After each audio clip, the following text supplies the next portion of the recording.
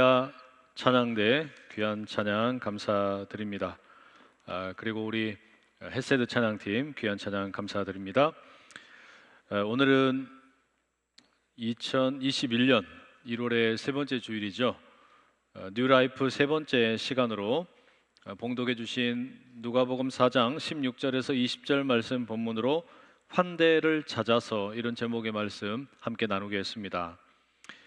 언젠가 휴가를 맞았을 때 제 아내와 아이들이 오락실에 간 적이 있습니다. 한참 후에 이제 오락실에서 돌아와가지고 제 아내가 아주 자랑스럽게 이렇게 이야기를 했어요. 자신이 게임을 너무 잘한다라는 거였습니다. 아이들을 압도적으로 이겼다라는 거죠. 특히 테트리스라는 게임 여러분 아시죠?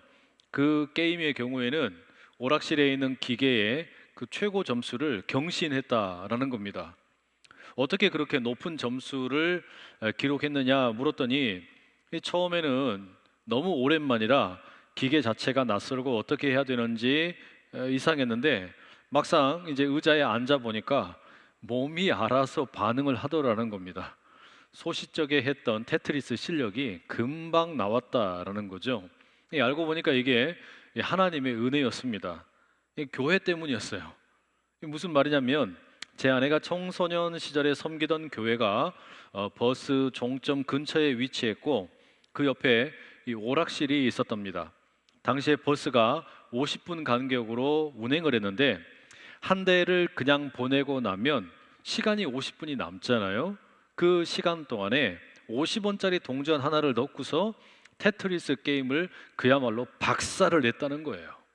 여러분, 습관이라는 게 이렇게 무섭습니다. 몸으로 익은 습관은 절대 사라지지를 않습니다. 오랜 시간이 지나도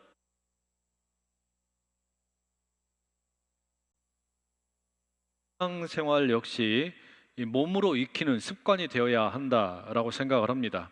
나쁜 의미에서 무슨 습관적인 지루한 따분한 그런 습관이 아니라 우리 몸에 이 복음의 진정한 의미가 각인될 필요가 있다라는 말이죠. 다시 말하면 복음이라고 하는 것을 머리로만 이해하고 기억하는 것이 아니라 우리 몸으로 그 복음을 받아들여야 한다라는 말입니다.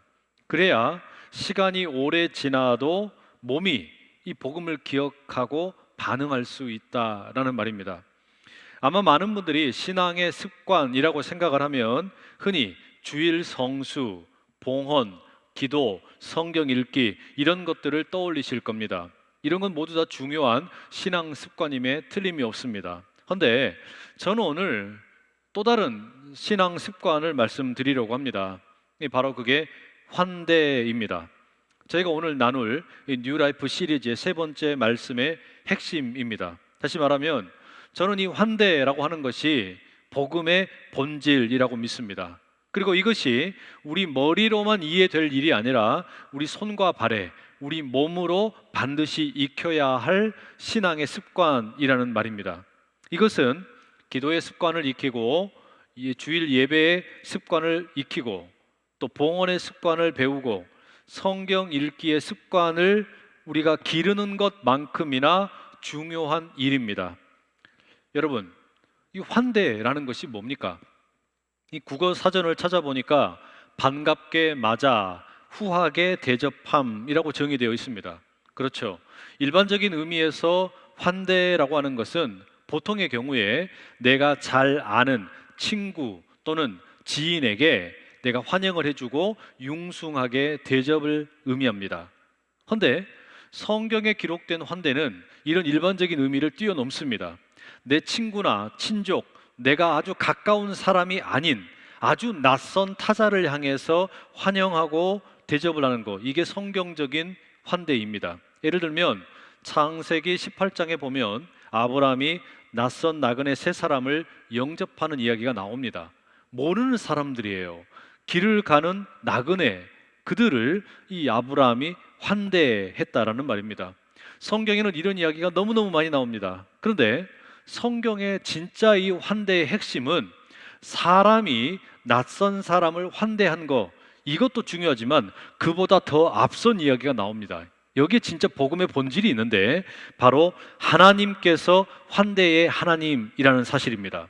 다시 말하면 하나님께서는 낯선 이들을 환대하셔서 자기 백성으로 삼으실 뿐만 아니라 이제는 자기 백성들에게 다른 이를 환대하도록 요구하는 분입니다. 이게 바로 복음이라고 말할 수 있습니다.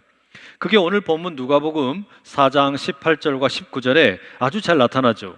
주의 성령이 내게 임하셨으니 이는 가난한 자에게 복음을 전하게 하시려고 내게 기름을 부으시고 나를 보내사 포로된 자에게 자유를, 눈먼 자에게 다시 보게 함을 전파하며 눌린 자를 자유롭게 하고 주의 은혜의 해를 전파하게 하려 하심이라 하였더라. 여러분, 이 말씀은 이사야 61장을 인용한 예수님의 설교입니다. 예수님께서 무슨 일을 하려고 이 땅에 오셨나, 그걸 아주 잘 보여주는 선언적인 말씀입니다. 그 핵심이 19절에 보면 주의 은혜의 해라고 표현이 되어 있습니다. 예수님께서 성령의 임재하심 가운데 이 땅에 오셔서 주의 은혜의 해를 선포하신다라는 겁니다. 여기서 말하는 주라는 것은 하나님을 가리킵니다. 그러니 예수님은 하나님의 은혜의 해를 선포하러 오셨다라는 의미를 갖습니다. 하나님께서 베푸시는 은혜의 해가 도래했다, 이걸 알리러 오셨다라는 말이죠.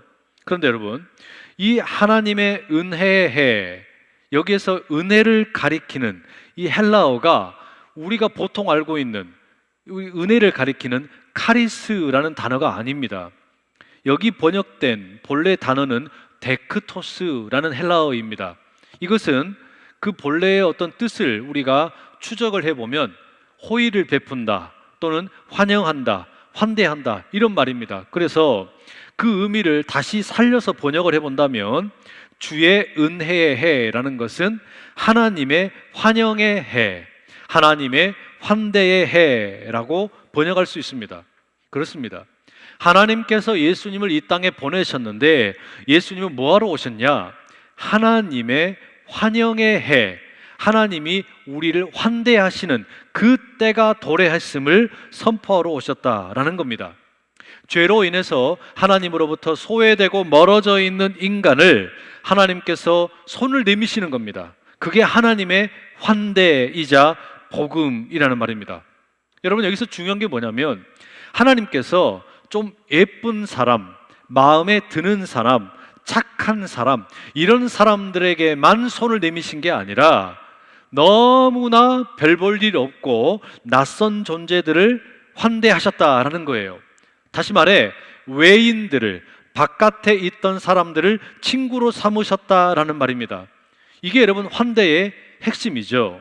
그래서 조슈아 지프라는 신약학자는 환대를 가리켜 외인들을 위한 공간을 만드는 과정이라고 부릅니다. 바깥에 있는 사람, 나와 아무 상관이 없는 사람들을 위해서 내가 그들을 위한 공간을 만드는 거, 이게 환대의 핵심이라는 겁니다. 저는 이 설명이 참 마음에 많이 와닿습니다. 왜 그런 거 하니? 오늘 본문의 누가복음 4장 18절에 나오는 이 하나님의 신적인 환대의 대상이 누구입니까? 가난한 자, 포로된 자, 눈먼 자라고 기록이 되어 있습니다. 어떤 사람들이에요? 가까이 하기에 너무 먼 당신들이에요. 너무 멀어요. 마음으로 멀리하고 싶은 그런 존재들이라는 말이죠. 그런데 예수님께서는 바로 그런 사람들을 초청하신 겁니다. 영접하신 겁니다. 환영하신 겁니다. 웰컴 하셨다라는 말이에요. 바로 그런 사람들을 위한 공간을 만드셨다.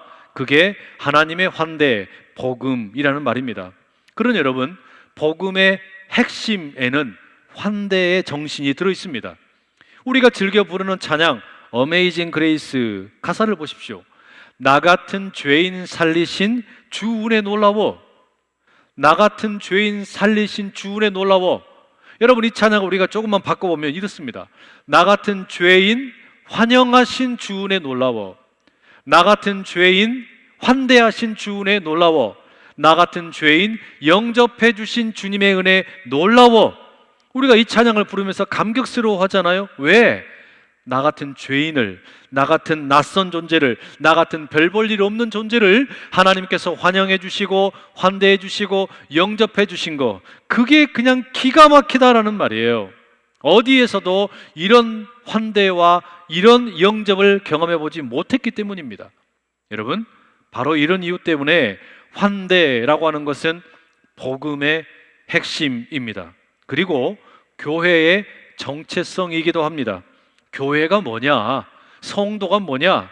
내가 자격이 없음에도 불구하고 하나님의 환대를 경험하여 하나님의 가족이 되고 하나님의 친구가 되었다라는 말입니다. 이게 너무나 중요한 이 성경의 정신입니다. 여러분, 그리고 이런 환대의 가장 중요한 현장이 어디냐? 우리가 성경을 읽어보면 바로 그 환영이 일어나는 자리는 늘 무언가를 먹고 마시는 이 식사하는 자리입니다.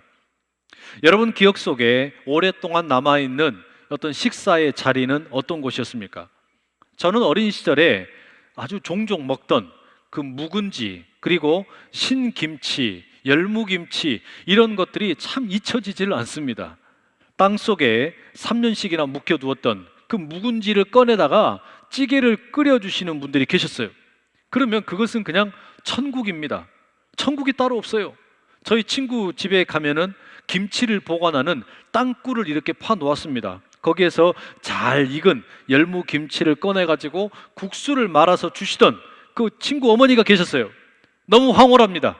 저는 지금도 묵은지 김치찌개랑 열무 국수를 생각하면 그냥 무조건 최고예요. 너무 맛있습니다. 어떤 비싼 음식과 비교가 안 되는 겁니다. 왜냐? 묵은지와 신김치, 열무김치를 생각을 하면 그 기억을 더듬어 보면 사람들의 따스한 정이 느껴지기 때문입니다. 그 음식들이 좋은 사람들을 생각나게 하더라라는 말입니다. 잠언의 17장 1절에 이런 말씀이 있어요. 마른 떡 한 조각만 있고도 화목하는 것이 제육이 집에 가득하고도 다투는 것보다 나으니라. 여러분 정말 그렇죠. 무엇을 먹느냐라는 것보다 누구랑 함께 먹느냐라는 것이 훨씬 더 중요합니다. 다시 말하면 내가 정말 사랑하고 좋아하는 사람들과 함께하는 식사의 자리는 참 오랫동안 좋은 기억으로 남습니다. 그러나 아주 이상하고 불쾌하고 별로 좋아하지 않는 사람들과 식사하는 것은 그 자체가 그냥 고통이에요. 바로 그런 이유 때문에 고대 사회에서는 같이 식사를 해야 하는 사람들과 식사를 하지 말아야 할 사람들을 잘 구별해라, 뭐 이런 조언들이 꽤 많습니다. 유대인의 현자인 벤 시라가 대표적인 분인데 집회서에서 이렇게 조언합니다. 네 집에 아무나 초대하지 말라. 왜냐하면 교활한 속임수가 많기 때문이다.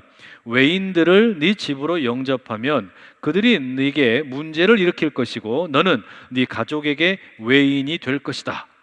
자, 여러분, 이처럼 예수님 당대에, 아니 예수님보다 훨씬 이전부터 그 유대인 사회 가운데 그 고대 근동 지방에는 식사를 함께 해야 하는 사람들, 함께 하지 말아야 할 사람들, 그런 엄밀한 구분이 있었습니다.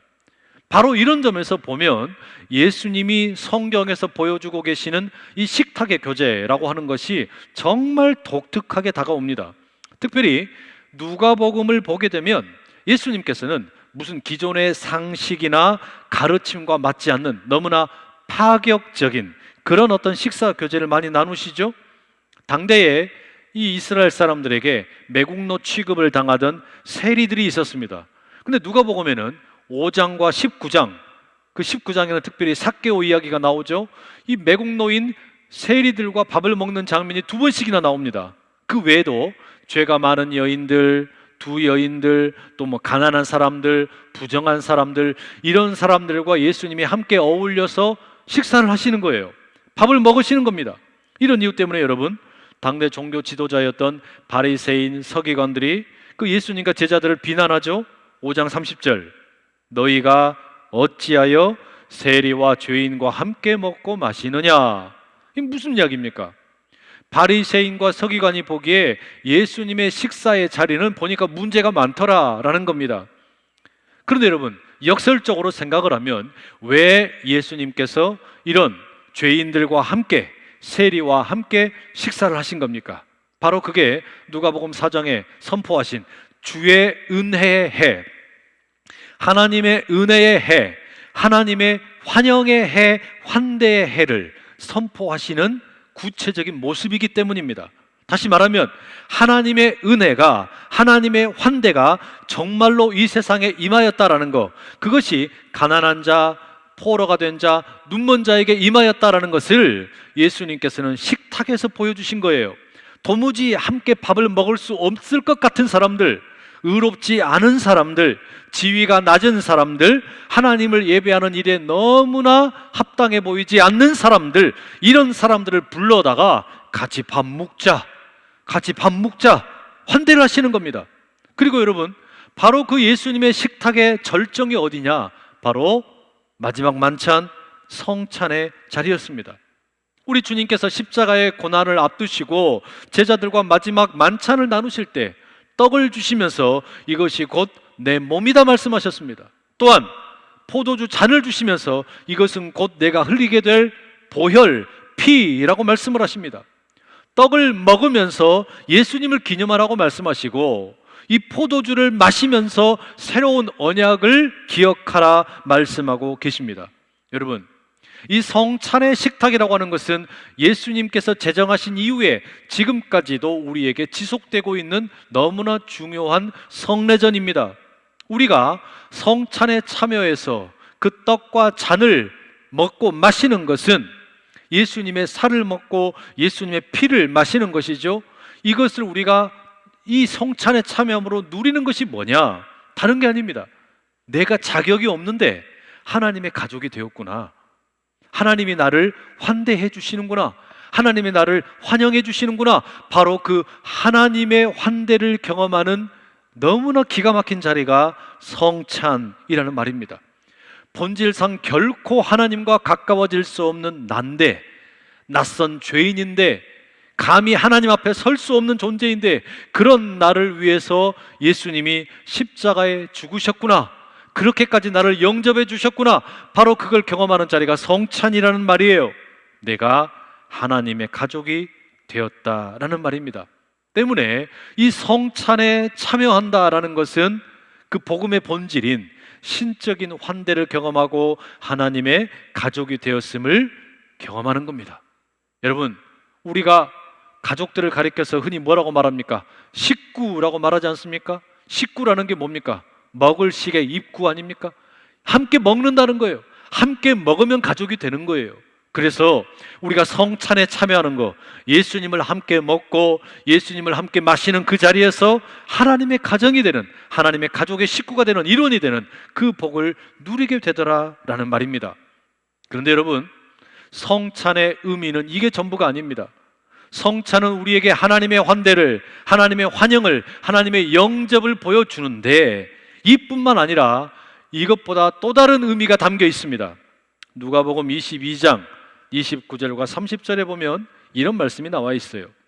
내 아버지께서 나라를 내게 맡기신 것 같이 나도 너희에게 맡겨 너희로 내 나라에 있어 내 상에서 먹고 마시며 또는 보좌에 앉아 이스라엘 12지파를 다스리게 하려 하노라.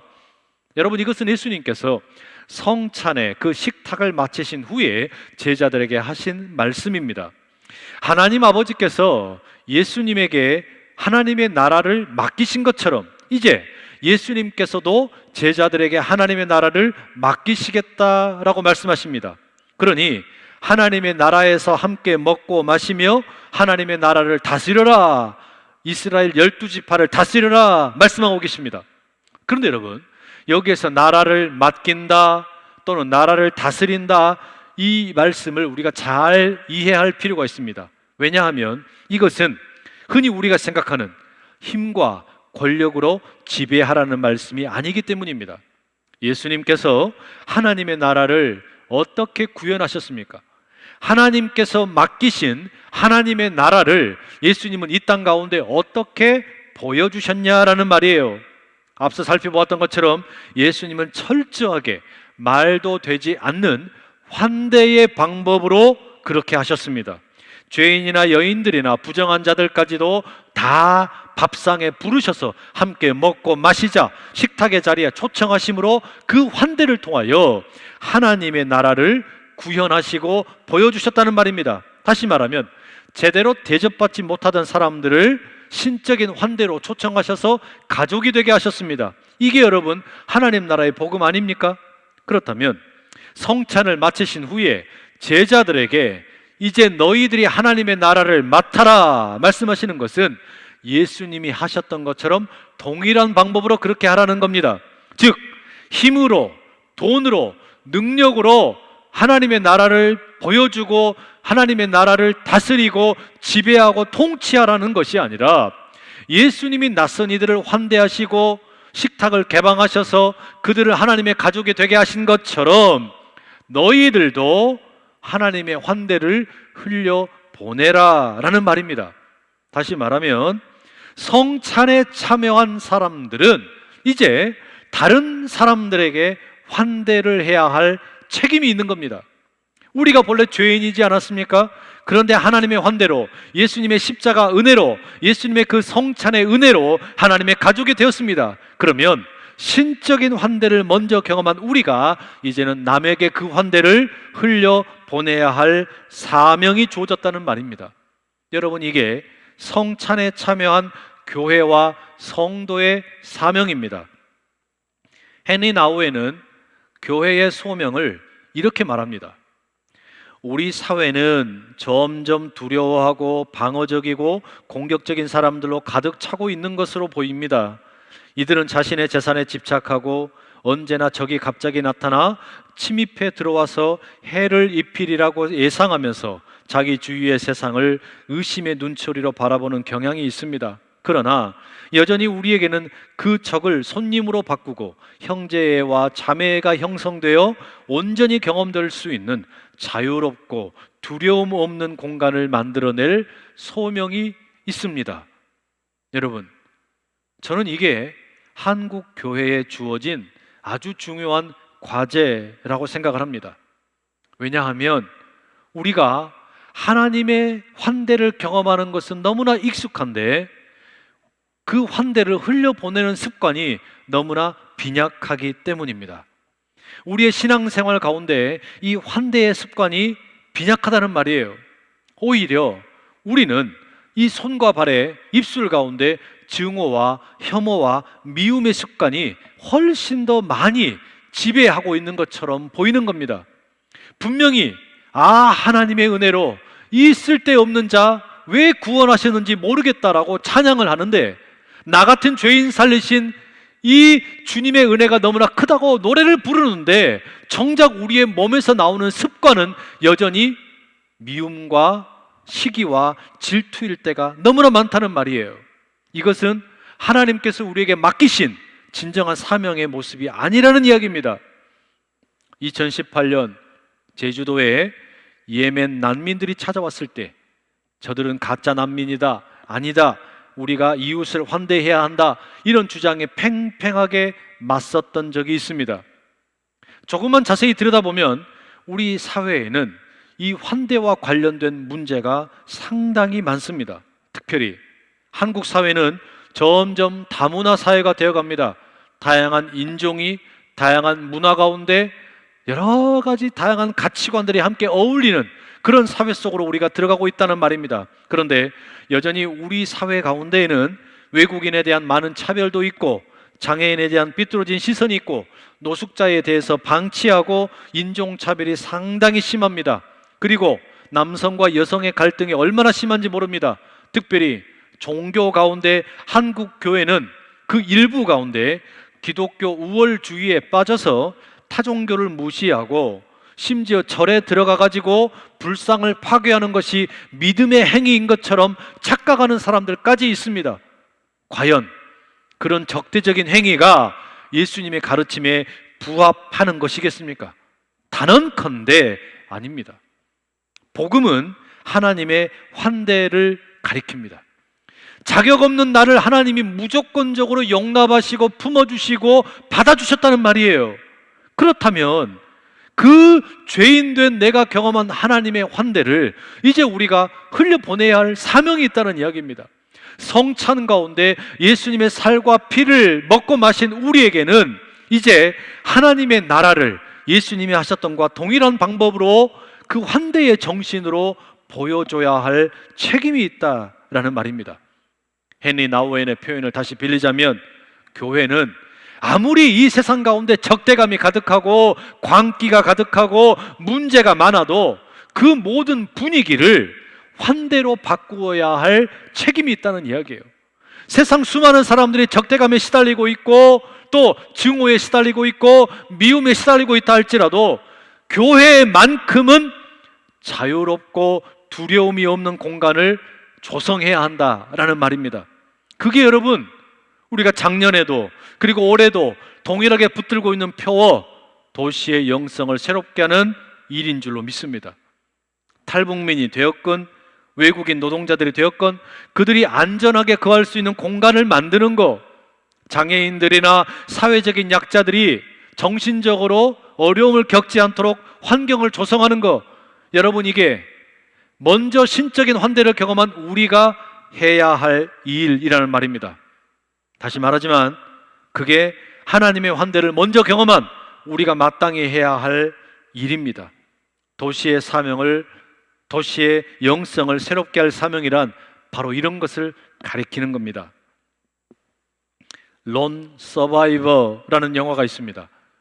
이 영화는 2005년 아프가니스탄에서 탈레반과 전쟁을 하던 그 미군 군인들의 이야기를 담고 있습니다. 실제로 있었던 일이라고 해요. 미국의 특수부대원들이 탈레반의 지도자를 체포하는 임무를 수행하기 위해서 침투합니다. 4명이 들어갔습니다. 그래서 숨어서 잠복을 하고 있는데 그만 양치기 일행을 만나게 됩니다. 평범한 아프간의 주민인 줄 알았습니다. 작전 수행을 위해서 이들을 죽일 것인지 아니면 살려서 다시 보낼 것인지 고민을 하다가 살려주기로 합니다.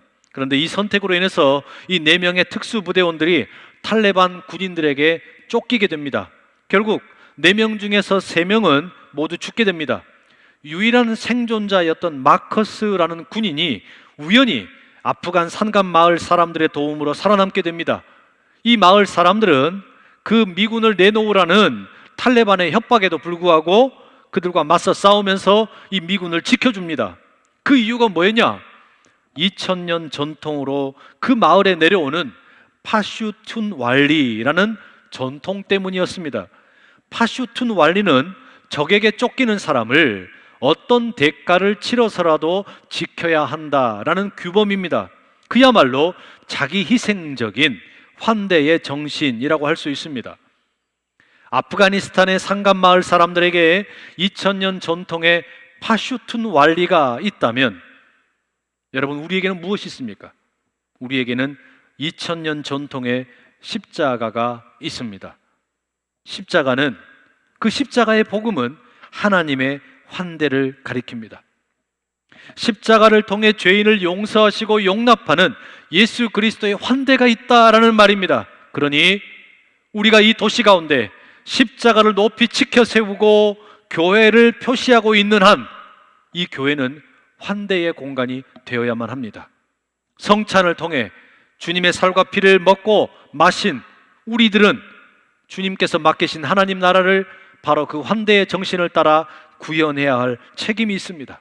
여러분, 이 하나님 나라를 세워가는 일에 환대의 복음을 따라 힘차게 걸어가는 이 일 가운데 우리가 도시의 영성을 새롭게 하는 비밀이 있고 우리가 교회가 교회되고 성도가 성도되는 아름다운 그 비밀이 있는 줄로 믿습니다. 이 귀한 일에 함께 나아가는 저와 여러분 다 될 수 있기를 간절히 축복합니다. 기도하겠습니다.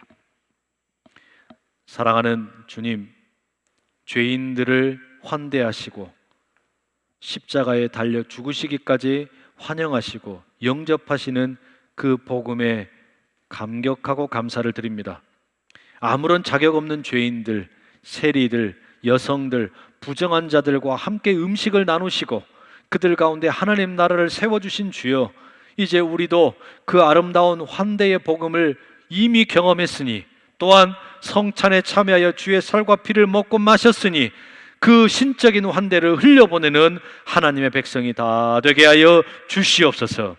지금도 살아계셔서 역사하시는 예수 그리스도의 이름으로 기도드립니다.